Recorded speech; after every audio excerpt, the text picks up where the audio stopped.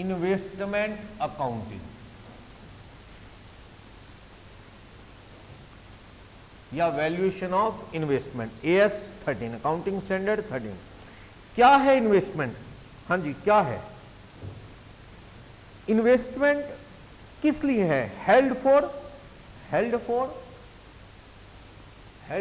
Capital appreciation. ऐसी assets held for capital appreciation या earning dividend, interest, rent etcetera. एक ऐसी एसेट्स हैं जिनके दो एम हैं। एक एम तो इनकम कमाना, दूसरा एम वैल्यू बढ़ना भी तो है। आप आज एक शेयर खरीद रहे हो फेस वैल्यू 10 रुपए वाला 2500 रुपए में, तो क्या आप डिविडेंड के इंतजार में खरीद रहे हो? डिविडेंड कितना आ जाएगा? डिविडेंड तो फेस वैल्यू पे देगी कंपनी। 10 रुपए का शेयर है, 20% देगी तो 2 रुपए देगी, उसके लिए थोड़ी खरीद रहे हो। आप इसलिए भी खरीद रहे हो कि 25 लाख वाले 27 के हो जाएंगे, 2500 वाला 3000 का हो जाएगा। मान लो एक बिल्डिंग खरीद रहे हो आप, 1 करोड़ रुपए की इन्वेस्टमेंट कर रहे हो, क्या रेंट कमाना ही सिर्फ पर्पज है? वो भी है, चलो आजे तो क्या बुरा है, पर मेन पर्पज ये भी है कि 1 करोड़ वाली क्या पता 1.5 करोड़ की हो जाए, क्या पता 2 करोड़। यानी आप पैसा लगाते हो कैपिटल एप्रिसिएशन, वैल्यू बढ़े, दूसरा एम इनकम कमाना भी है। दोनों पर्पज से आप पैसा इसमें इन्वेस्ट करते हो। AS 13 कहता है, AS 13 कहता है ये शेयर्स में हो सकती है, आपकी डिवेंचर्स में, अदर गवर्नमेंट सिक्योरिटी वगैरह में, और प्रॉपर्टी में भी हो सकती है। प्रॉपर्टी तो अक्सर क्या होती है? लॉन्ग टर्म इन्वेस्टमेंट ही होती है। प्रॉपर्टी में ये तो है नहीं आज खरीदे कल बेच दो ना, प्रॉपर्टी यूं नहीं बढ़ती, प्रॉपर्टी तो रखनी पड़ती है। तो अक्सर प्रॉपर्टी में इन्वेस्टमेंट साइलेंट हो तो क्या होती है? क्योंकि प्रॉपर्टी का आसान भी नहीं उल्ट पुलट करना। प्रॉपर्टी में तो रजिस्ट्री होगी, फिर दूसरे के नाम रजिस्ट्री होगी, चेक से पैसे जाएंगे, टाइम कंज्यूमिंग प्रोसेस है। तो उसमें क्या है, अक्सर रिटेन करते हो आप लंबे टाइम। अक्सर वो इन्वेस्टमेंट कौन सी होती है? Long term. गोल्ड है, गोल्ड, सिल्वर, ये भी अक्सर कौन सी इन्वेस्टमेंट है? साइलेंट हो तो ये भी अक्सर लॉन्ग टर्म। हाँ, ज्वेलर के लिए तो वो स्टॉक है, शेयर ब्रोकर के लिए शेयर डिवेंचर क्या है? स्टॉक, वो इन्वेस्टमेंट नहीं है। पर मेरे लिए शेयर डिवेंचर, गोल्ड, प्रॉपर्टी, ये सब क्या है? इन्वेस्टमेंट है। ये सारी चीजें मेरे लिए इन्वेस्टमेंट कंसीडर होंगी। क्लियर? चलो, तो लॉन्ग टर्म इन्वेस्टमेंट, ये दोनों नॉर्मली ये क्या हो सकती हैं? ये वाली चीजें लॉन्ग टर्म इन्वेस्टमेंट भी हो सकती हैं और शॉर्ट टर्म भी हो सकती है। शॉर्ट टर्म इन्वेस्टमेंट पता कैसे लगेगा ये लॉन्ग टर्म है या शॉर्ट टर्म? ये डिपेंड करता है इंटेंशन पे। अगर आपकी इंटेंशन टू रिटेन या होल्ड या रिटेन ओवर 12 मंथ्स है तो ये कौन सी इन्वेस्टमेंट है? आपका इरादा क्या है? आपका इरादा रियलिटी में तो पता नहीं कब बिके ना बिके। दुकानदार दुकान का माल खरीदता है, वो शॉर्ट टर्म एसेट्स है कि लॉन्ग टर्म एसेट्स है?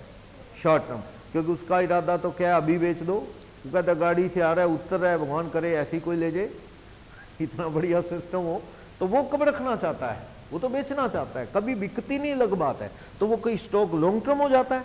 मान लो एक आपके पास छोटी मशीन पड़ी है, 3 साल हो गए बिक नहीं रही, ठीक है, तो वो क्या लॉन्ग टर्म एसेट होगी? नहीं, आपका इरादा तो आज भी उसे बेचने का है, तो वो कौन सी इन्वेस्टमेंट है? Short term. ऐसी जिसका पर्पस विद इन 12 मंथ्स बेचने का हो तो वो कौन सी इन्वेस्टमेंट है? Short term. दूसरा नाम टेम्पररी इन्वेस्टमेंट, और इसका नाम परमानेंट इन्वेस्टमेंट। वैसे ये ज्यादा चलता है, परमानेंट इन्वेस्टमेंट, टेम्पररी इन्वेस्टमेंट। ठीक, कभी कभी बिकी नहीं, कोई बात नहीं, रहेगी शॉर्ट टर्म। हमने शेयर खरीदे, उम्मीद है कि 3-4 महीने में बेच देंगे। 31 मार्च को बैलेंस शीट बनाने की बात आई, शेयर खरीदे 10 लाख रुपए। अकाउंटेंट ने पूछा भाई साहब इसका क्या करें, लॉन्ग टर्म है या शॉर्ट टर्म? तो ये कहीं पता नहीं लगेगा, आपको डिसाइड करना है।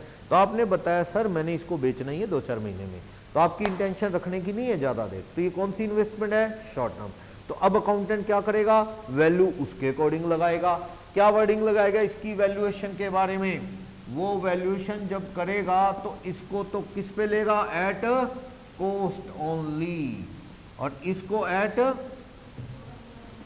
कॉस्ट और market value which ever is less, net market value which ever is less. यहां वर्ड मार्केट वैल्यू ही है, स्टॉक वाले में सही वर्ड क्या है, एनआरवी, यहां लो में ही मार्केट वैल्यू वर्ड है। नेट मतलब यहां वही है, खर्चे काट लो।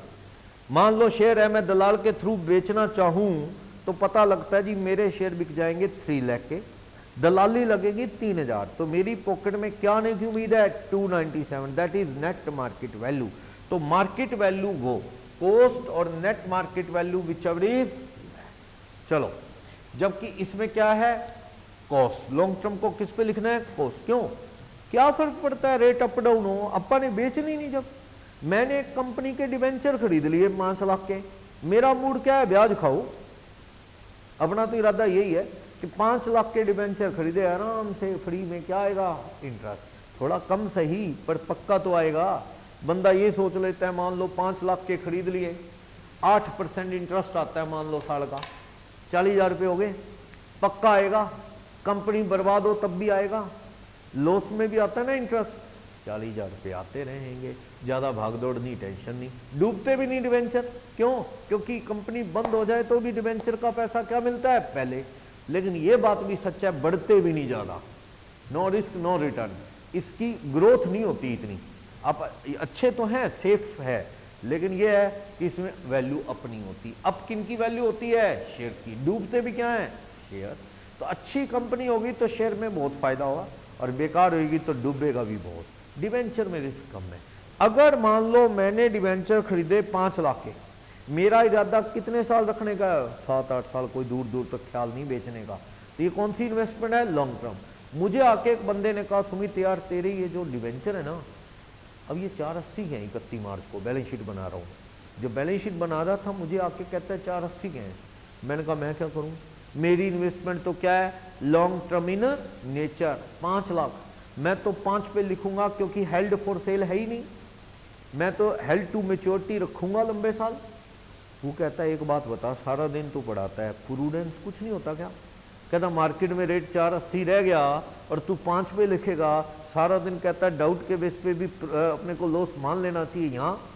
तो मैंने उसे समझाया, भैया ये है बात कि ये जो रेट है, अब देखो मेरे 480 के रह गए पर मैंने 5 के लिखे हैं, इससे तो ट्रू प्रेजेंटेशन भी नहीं मिल रही, फाइनल काउंट वो देखने वाले को ट्रू वैल्यू नहीं पता लग रही, गलत है। इसके लिए मैनेजमेंट को नीचे क्या देना पड़ेगा, नोट, उसे बोलते हैं notes to account, notes to account. उसमें लिखेंगे क्या, our investment is long term in nature but fall is temporary. जो रेट गिरा है temporary due to speculative effect, ऐसा कुछ। मैंने कहा मार्केट में सर वो यूक्रेन वाली लड़ाई चल रही है तो करके टेम्पररी गिरा है, 3 दिन और चलेगी लड़ाई खत्म हो जाएगी, शेयर वापस आ जाएगा। मेरा शेयर ऐसा नहीं है, मैंने बेचना ही नहीं, मैंने तो लंबे टाइम रखना है, ये तो टेम्पररी फॉल है। तो मैंने जवाब तो दिया ना मैनेजमेंट ने, ताकि दुनिया के माइंड में कन्फ्यूजन ना रहे कि इन्होंने गलत वैल्यू लिख रखी है तो करके इनके प्रॉफिट ज़्यादा है। तो आप जवाब बनाओ कि हमारी इन्वेस्टमेंट क्या है, लॉन्ग टर्म। ये अप डाउन जो हुआ है ये क्यों हुआ है, due to temporary factors, speculation है या कोई और है या कुछ और, it will not last long, ये लंबे टाइम रहेगा नहीं। That's why we have valued at cost, और एज पर एस 13 फिक्स जो लॉन्ग टर्म इन्वेस्टमेंट है मस्ट बी वैल्यूड एट। समझ आया, ये मैनेजमेंट की एक्सप्लेनेशन नीचे देते हैं। जब आप मीनिंग ऑफ अकाउंटिंग पढ़ते ना, पहले तो वो आता था क्या, रिकॉर्डिंग, क्लासिफिकेशन एंड समराइजेशन, और मॉडर्न डेफिनेशन में 2 चीजें और जोड़ ली गई, क्या, इंटरप्रिटेशन एंड कम्युनिकेशन। तो इंटरप्रिटेशन का ही पार्ट है, नीचे क्या देना, कोई क्लैरिफिकेशन। बट मैं कहता हूं ना तो कोई जंग लगी है, कहीं लड़ाई हुई है, और ना ही कोई सट्टेबाजी है, और रेट गिरने की वजह परमानेंट है। रेट क्यों गिरा मान लो, मैं कहता हूं ये जिन कंपनी के शेयर है ना, वो कंपनी मोबिल और इस तरह का काम करती हैं, और मार्केट में मोबिल का रेट क्या है, ऑयल का, डीजल का रेट बढ़ रहा है, तो इन कंपनी पे असर होने वाला है, तो इसका रेट गिरने की वजह एक परमानेंट है, ये रिकवर करेगा जल्दी, चांस क्या है, नहीं दिखते। समझ आया? फिर क्या है, फिर तो 480 पे लिखना अच्छा बनता है, पर आप तो जिद पकड़े हो वही कि भैया AS13 कहता है लॉन्ग टर्म इन्वेस्टमेंट को किस पे लिखते हैं, कॉस्ट, पर इतना रिजिडली ना उसको फॉलो करो। जब लॉस कंफर्म दिख रहा है कि रेट गिरने की वजह क्या है, परमानेंट है, मान लो आपकी एक प्रॉपर्टी पड़ी है 20 लाख रुपए की, रेट अप डाउन कोई परवाह नहीं, अपन ने बेचनी नहीं पड़ी है, लेकिन मान लो रेट गिरा, उसकी वजह भी श्योर है डाउन होने की, रिकवरी होगी भी नहीं। एक्चुअल में हमारी वो जो दुकान पड़ी है मान लो बस स्टैंड के साथ है, और बस स्टैंड वहां से शिफ्ट हो गया मान लो, तो रेट गिरने की वजह कोई टेम्पररी है, वो तो परमानेंट है, बस स्टैंड तो गया, तो रेट तो गिरना ही था वो दुकान का। तो ऐसी कोई वजह हो तो आपको क्या बनाना चाहिए, प्रोविजन फॉर लॉस। अगर ये रेट गिरा है तो in case of permanent investment, अगर फॉल क्या है, फॉल कुछ रीजन के साथ है, विद रीजन, तो आपको क्या बनाना चाहिए, प्रोविजन फॉर परमानेंट डिक्लाइन बनाना चाहिए, रिक्वायर्ड होगा। जर्नल क्या कर देना, मान लो आपकी कॉस्ट तो 5 लाख है, ठीक है, आपको मैंने कहा कि इसकी मार्केट में वैल्यू जो रह गई है वो 480 रह गई है, तो आप क्या करना, profit and loss account debit to provision for decline, कितने रुपए, 20। ये AS13 कह रहा है कि भैया ये रीजन है गिरने का, रेट गिरने की वजह है, तो आप चलो रेट सीधा ना गिराओ, प्रोविजन बनाओ।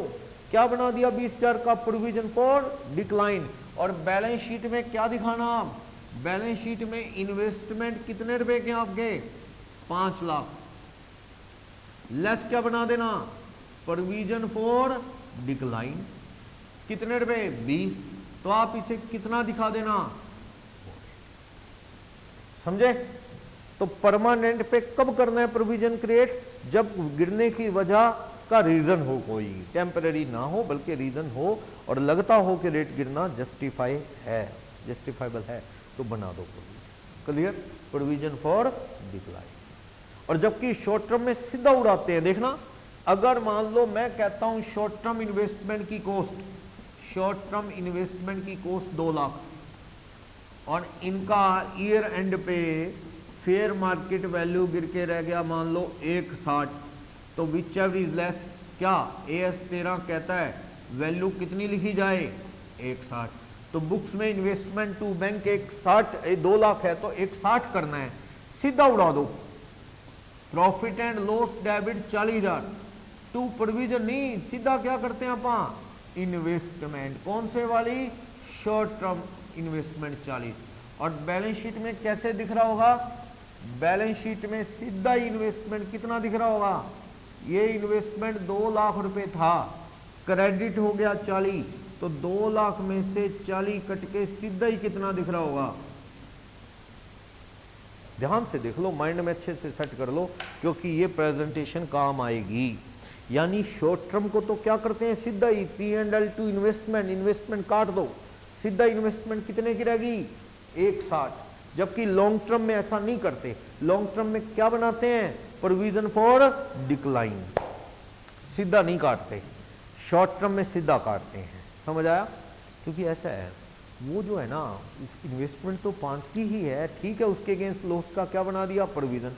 और हाँ, अगर मैं ये पूछूं, सुनो, मैं कहता हूं अगले साल के एंड में उसने कहा नहीं, डिक्लाइन परमानेंट 10,000 रुपए की है, या डिक्लाइन परमानेंट 12,000 रुपए की ही है, 5 लाख पे प्रोविजन कितने का होना चाहिए, सिर्फ 12,000 रुपए का, कहता परमानेंट डिक्लाइन 12,000 ही है, रीजन ऐसे हैं, सबूत है इस चीज के, तो आपको क्या करना होगा, करना नेक्स्ट ईयर, मैं यहां कह रहा हूं नेक्स्ट ईयर, कह रहा है कॉस्ट तो 5 लाख इन्वेस्टमेंट की पड़ी है, परमानेंट डिक्लाइन कितनी दिखती है, 12,000, तो ऐसा है, फिर मैं क्या करूं,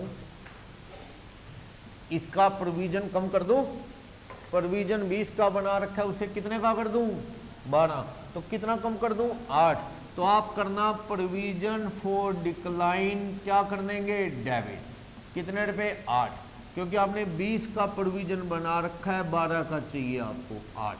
2 क्या कर देंगे प्रॉफिट एंड लॉस अकाउंट, कितने रुपए 8। यहां जो बैलेंस शीट बनाओगे आप, इस बैलेंस शीट में आप इन्वेस्टमेंट कितने का दिखाओगे, investment 5 lakh less provision for decline कितना रह जाएगा आपका 12,000, कितना दिखा दोगे 488। हाँ 5 लाख से ऊपर वैल्यू कभी नहीं जाने वाली, यानी प्रोविजन खत्म हो सकता है बस मैक्सिमम, और वो भी पक्का एविडेंस हो कि हाँ यानी इसका डिक्लाइन जो है रहा ही नहीं, खत्म कर देंगे 12 का प्रोविजन। और भी बढ़ सकता है प्रोविजन, यस अगले साल हमें कह रहे नहीं डिक्लाइन 30 की होनी चाहिए, 30 रेट गिरा है, तो आप और बना देंगे provision, P&L to provision for decline. समझ आई बात? हाँ जी बोलो, कोई डाउट? जबकि ये वैल्यू देखना शॉर्ट टर्म की, शॉर्ट टर्म की वैल्यू देख लो अच्छे से। 2 लाख वाले की क्या वैल्यू लगाई आपने 160, देखना लो, मैं शॉर्ट टर्म इन्वेस्टमेंट का अकाउंट बना रहा हूं। Short term investment share debenture में है, पहला साल फर्स्ट ईयर शुरू में हमने 2 बैंक कितने के खरीदे थे, हमने 2 लाख के खरीदे थे। वैल्यू कितनी रह गई थी इनकी, by balance carry down, cost कितनी थी 2 लाख, लेकिन इनकी फेयर मार्केट वैल्यू बताएगी कितनी 160। तो शॉर्ट टर्म इन्वेस्टमेंट थी, क्या कंसेप्ट है, कॉस्ट और market value which ever is less, तो विच एवर इज लेस कितना लिख दिया 160। तो चीज तो कितने वाली थी 2 लाख वाली, तो हमने लॉस मान लिया, कितना लॉस 40। इस 40,000 लॉस की क्या एंट्री करेंगे, by profit and loss account, loss balancing figure कहां चला गया, प्रॉफिट एंड लॉस में। अगले साल सेकेंड ईयर आ गया, सेकेंड ईयर 1 जनवरी, ये 1 जनवरी था, ये 31 दिसंबर था, 31 दिसंबर फर्स्ट ईयर।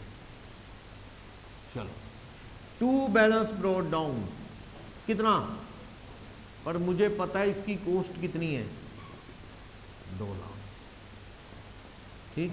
अब मैं कहने लगा सारा साल बीत गया बिके ही नहीं है, 31 दिसंबर आ गया बिके ही नहीं, बेचने की कोशिश की लेकिन जरूरी थोड़ी है कि हम चाहें वैसे बिक जाए, नहीं बिका, तो कॉस्ट कितनी इसकी 2 लाख, और इसकी फेयर मार्केट वैल्यू कितनी, मैंने कहा 190, तो आपको कितना लिखना है 190, ये तो रिकवरी कर गया 190, इधर भी कितना आना चाहिए 190, तो 30,000 क्या आ जाएगा यहाँ, to profit and loss account से प्रॉफिट बैलेंसिंग फिगर आ जाएगा कितने रुपए 30, यानी ये स्टॉक से अलग है, स्टॉक कभी रिकवर नहीं होता था, गिर गया तो और गिरेगा, बढ़ेगा नहीं, लेकिन शॉर्ट टर्म इन्वेस्टमेंट में फायदा आ सकता है।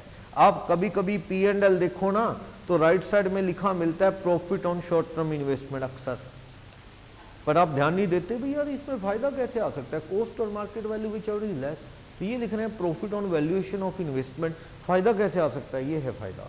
वापस रिकवर हो सकता है शॉर्ट टर्म इन्वेस्टमेंट, नहीं रिकवर होता क्या स्टॉक S2 वाला, ये अपनी कॉस्ट को रिकवर कर सकता है, क्योंकि कंपैरिजन किसका करना है आपने, कॉस्ट और फेयर मार्केट वैल्यू का, ना कि बुक वैल्यू का।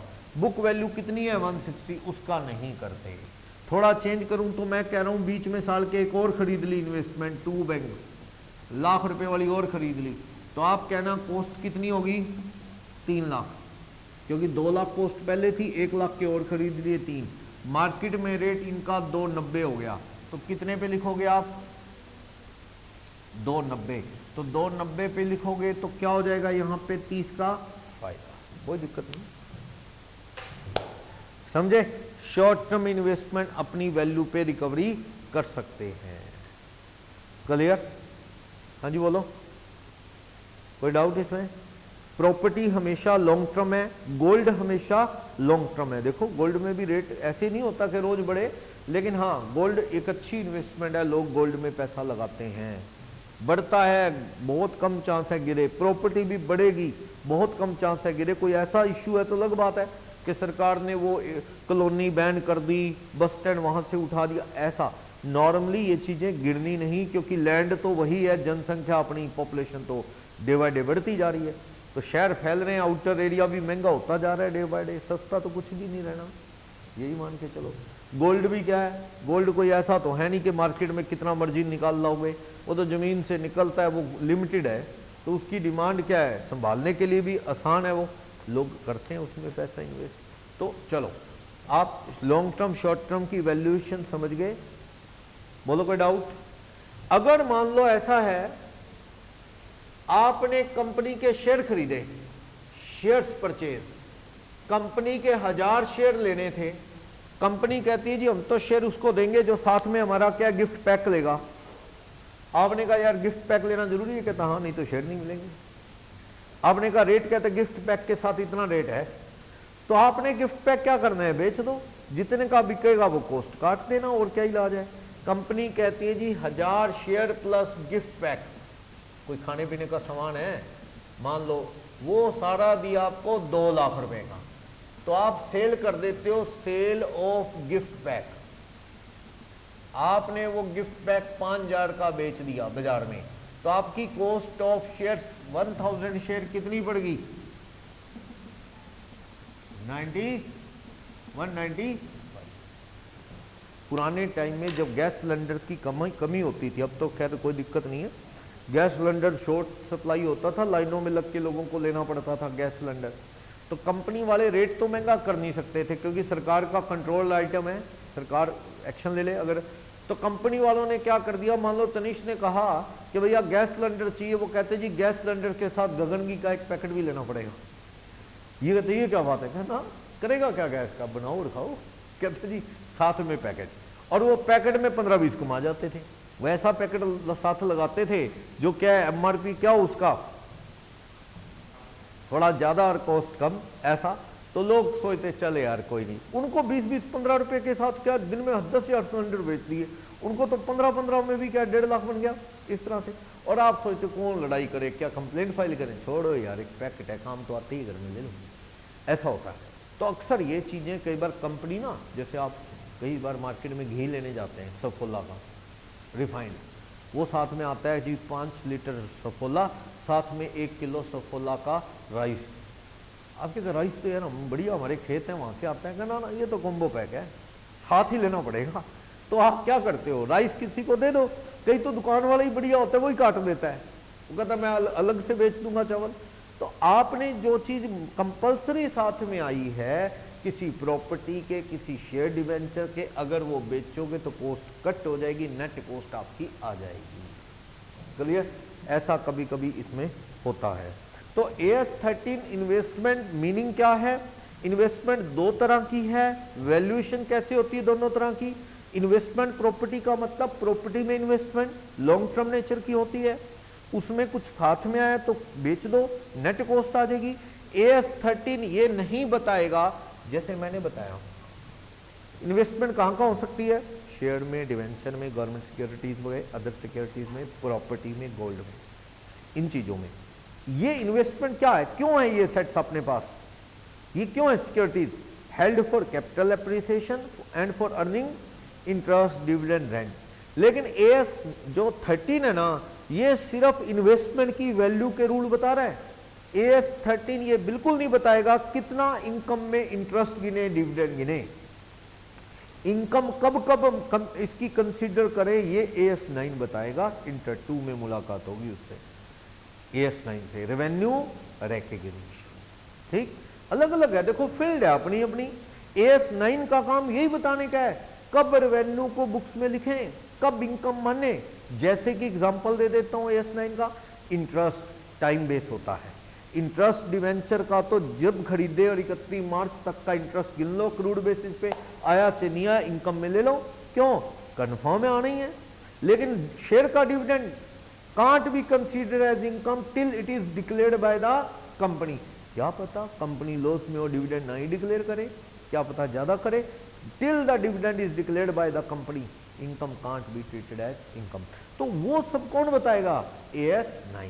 ये AS valuation of long term short term investment की बात करता है, मीनिंग की बात करता है। इंटरेस्ट कब इनकम में आए, डिविडेंड कब इनकम में आए, ये सब एएस 9 बताएगा। लीज की एएस 19 बात करता है, एक बंदे का काम है पट्टे पे जमीनें लेना देना, उसका एएस 19 है लीज अकाउंटिंग। ये भी इंटर 2 में मिलेगा। एएस 13 कहता है हमारे पास कुछ नहीं है उसके रिगार्डिंग। और ये कह रहा है बैंक की इन्वेस्टमेंट की भी मैं बात नहीं करूंगा, क्योंकि बैंक में इन्वेस्टमेंट 3 तरह की होती है और वो कहां लिखी गई है, बैंकिंग एक्ट 1949 में, बैंकिंग एक्ट 1949 में, इंश्योरेंस कंपनीज एक्ट 1938 या 56, 38 में जनरल इंश्योरेंस एक्ट बना था और 56 में LIC life insurance corporation setup हुआ था। उनके एक्ट में इन्वेस्टमेंट की वैल्यूएशन के अपने ही रूल हैं, तो वो छोड़ो। जैसे मान लो एक राम कुमार नाम के आदमी ने जीवन बीमा करवा लिया, वो कहता है इसकी वैल्यू कैसे लगाऊं, क्योंकि ये भी तो इन्वेस्टमेंट है। मैंने तो कहता जी नेगेटिव चीज़ें तो मैं सोचता नहीं। वो कहता है कि मेरी डेथ होगी, घर वालों को पैसा मिलेगा। कहता मैं तो कमाने के लिए लगाया है, ये इन्वेस्टमेंट है, ये भी एक इन्वेस्टमेंट है, पर उसकी वैल्यूएशन का फंडा अलग है। क्यों? क्योंकि उसमें रिस्क भी है और इन्वेस्टमेंट कवर भी है, दोनों है ना उसमें। तो उसका रूल AS 13 कहता है हमारे बस का नहीं, कि जीवन बीमा पॉलिसीज में जो लोग इन्वेस्ट करते हैं उस इन्वेस्टमेंट की वैल्यूएशन का कंसेप्ट बताए। AS 13 कहता है हमारे पास नहीं, वो इंश्योरेंस एक्ट के अंदर ही उसके कंसेप्ट हैं। चलो, तो बैंक की इन्वेस्टमेंट 3 तरह की होती है, उसके रूल AS 13 नहीं बता सकता। फिर valuation long term short term का एक क्वेश्चन मिलेगा आपको, परमानेंट लॉन्ग टर्म को अपन कल और एग्जाम्पल के साथ कंटिन्यू करेंगे, ठीक है। तो फिलहाल ये